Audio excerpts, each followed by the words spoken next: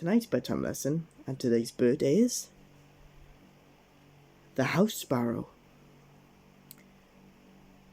You can find house sparrows most places where there are houses or other buildings, and few places where they aren't. Along with two other introduced species, the European starling and the rock pigeon, these are some of our most common birds. Their constant presence outside our doors makes them easy to overlook, and their tendency is to place native birds from nest boxes, causing some people to resent them.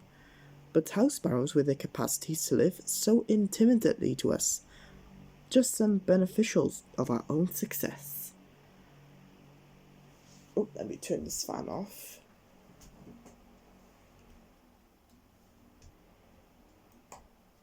There we go. Took a bit of a while.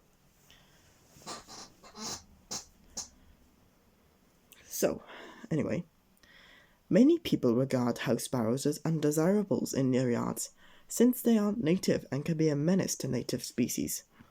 House sparrows are so closely entwined with people's lives that you'll probably will find them around your house, even if without feeding them.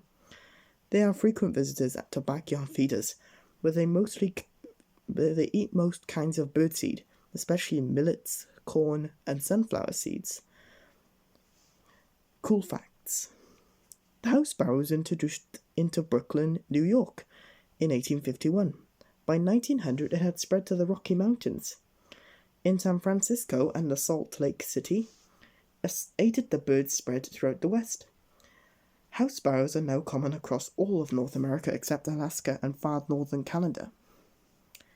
The house sparrow takes frequent dust baths. It throws soil and dust over its body feathers, just as if it was bathing with water.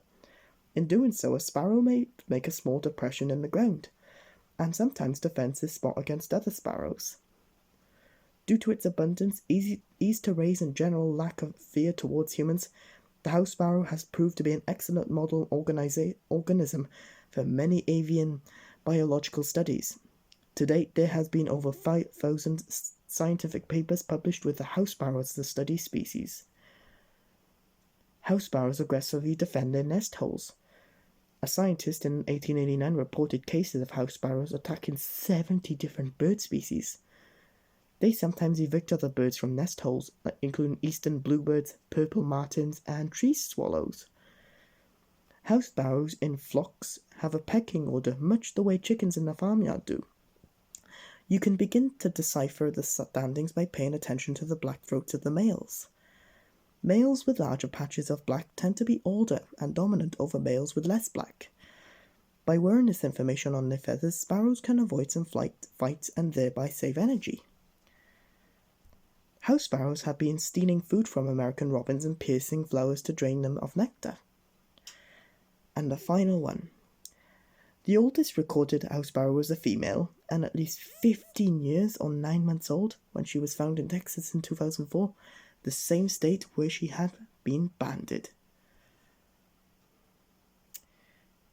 The best way to find a house sparrow is to visit an urban area and watch for a conspicuous tame sparrow hopping on the ground. It may help to bring a sandwich or some birdseed. You can easily attract them with food, and they may feed out of your hand. In the countryside, look out for bright, clean versions of the city house sparrow around barns, stables, and storehouses. Now, we're going to listen to a sound. Can you guess what this bird is?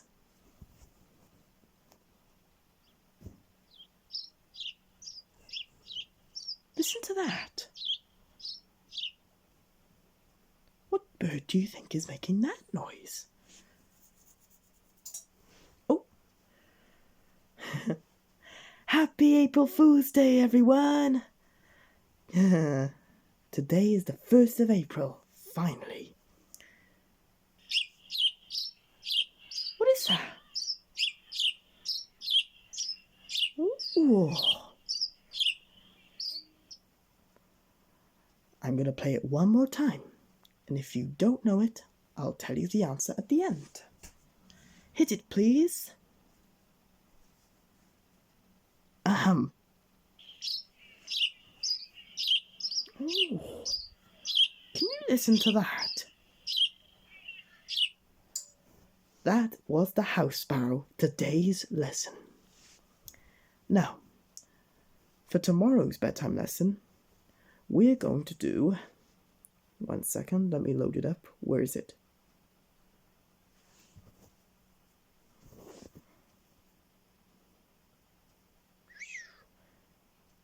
Okay.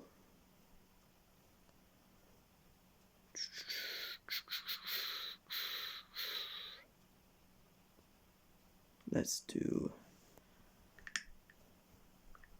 There we go.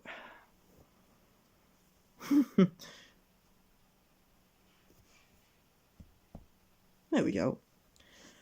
Tomorrow's bedtime lesson is about the Eurasian blue tit. Yes. So, that's all for today. See you soon. Bye.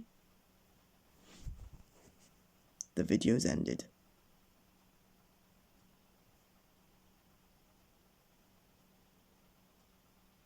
Happy April Fools!